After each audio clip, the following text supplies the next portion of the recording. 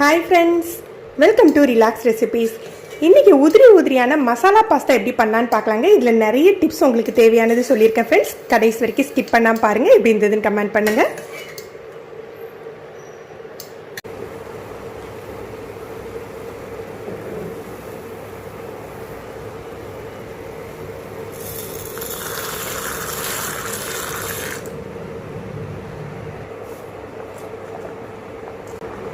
Pasta செய்யல நம்ம ஒரு சில டிப்ஸை ஃபாலோ பண்ணாலே நல்ல உதிரியான மசாலா பாஸ்தா ஈஸியா பண்ணிடலாங்க. நம்ம ஒரு கப் அளவுக்கு பாஸ்தா வேக வைக்க போறோம்னா குறைஞ்சது ஒரு 3 கப்ல இருந்து 4 கப் அளவுக்காவது தண்ணி கொதிக்க வச்சுக்கோங்க. அப்பதான் பாஸ்தா நல்லா உதிரியா வேகும்.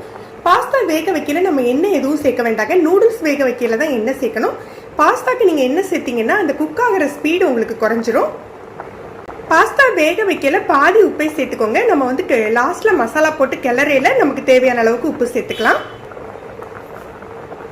பாஸ்தாவை நம்ம கொதிக்கிற தண்ணியில சேர்த்த பிறகு ஒரு நிமிஷமாவது இந்த மாதிரி கிளறி விட்டுக்கோங்க. ஏன்னா அடியில போய் ஒட்டும் உங்களுக்கு. பொதுவாக பாஸ்தா வந்து எவ்வளவு நேரம் குக் பண்ணணும் அப்படின்னு நம்ம அந்த பாஸ்தாவோட பாக்கெட்லேயே போட்டிருப்பாங்க.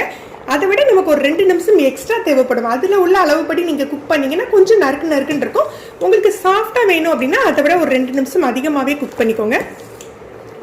பாஸ்தா வெந்துட்டு அப்படின்னு பார்க்கறதுக்கு அடையாளமாக என்ன பண்ணணும், அந்த பாஸ்தா நல்லா விரிஞ்சு கலர் நல்லா வெளிரியும் வந்து ஒயிட் கலர் மாதிரி தெரியுங்க. அந்த ஸ்டேஜ் வரைக்கும் நம்ம குக் பண்ணிக்கலாம்.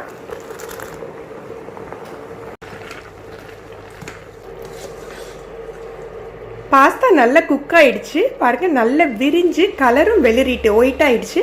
இந்த ஸ்டேஜில் நம்ம ஃபில்டர் பண்ணிடலாம்.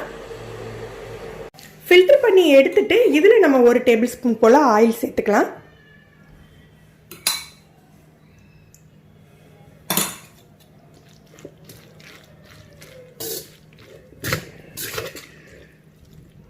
பாருங்க நல்லா ஒன்னோட ஒன்று ஒட்டாமல் நல்லா குக் ஆயிடுது.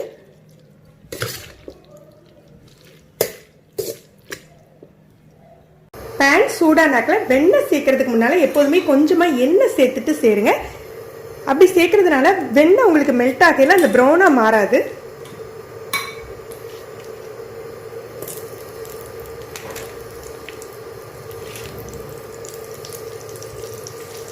நல்ல பொடியாக நறுக்குன 3 பல் பூண்டு எடுத்துக்கோங்க. இது வெண்ணெய் முழுசாக உருகிற வரைக்கும் நம்ம வச்சிருக்க வேண்டாங்க. அப்படியே சேர்த்துடுங்க. அப்படியே ரோஸ்ட் ஆகட்டும். ஒரு வெங்காயத்தை பொடியை நான் கட் பண்ணி வச்சிருக்கேன். நான் இன்னைக்கு டொமேட்டோ பேஸ்ட் சேர்க்க போறேன். 2 டேபிள் ஸ்பூன் போல டொமேட்டோ பேஸ்ட் சேர்க்க போறேன். டொமேட்டோ பேஸ்ட் இல்லாட்டி நீங்க ஒரு தக்காளியை பொடியை கட் பண்ணிக்கோங்க.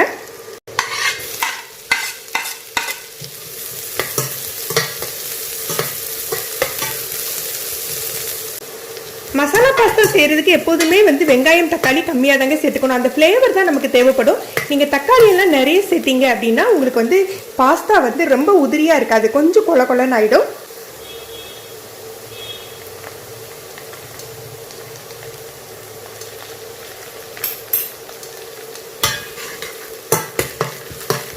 நீங்கள் தக்காளி பழம் சேர்த்தீங்கன்னா நல்லா வதங்குற வரைக்கும் லோ ஃப்ளேமில் வச்சு வதக்கிக்கோங்க.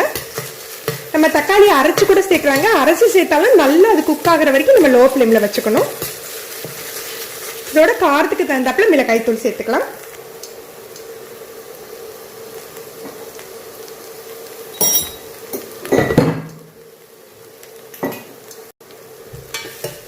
பாஸ்தா சேர்த்துடலாம்.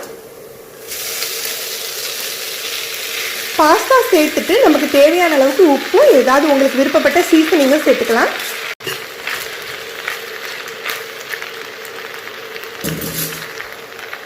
நான் இன்னைக்கு பீஸா சீசனிங் தான் கொஞ்சம் சேர்த்துக்க போறேன். இதில் நம்ம பார்க்க வேண்டிய இன்னொரு டிப்ஸ் என்னன்னா, மசாலா பாஸ்தால எப்போதுமே கரம் மசாலா சேர்க்காதீங்க. கரம் மசாலா சேர்த்தீங்க அப்படின்னா அந்த பாஸ்தாவோட டேஸ்ட்டே உங்களுக்கு சேஞ்ச் ஆகிடும். உங்கள்கிட்ட பீஸா சீசனிங்கோ இல்லை ஆரிகனோவோ இந்த மாதிரி ஏதாவது மசாலா இருந்தால் சேர்த்துக்கோங்க.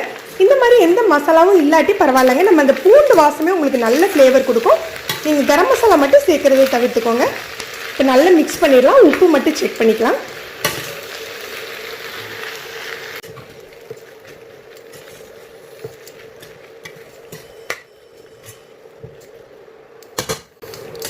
ஃப்ரெண்ட்ஸ், இப்போ உதிரியான மசாலா பாஸ்தா தயாராகிடுச்சு.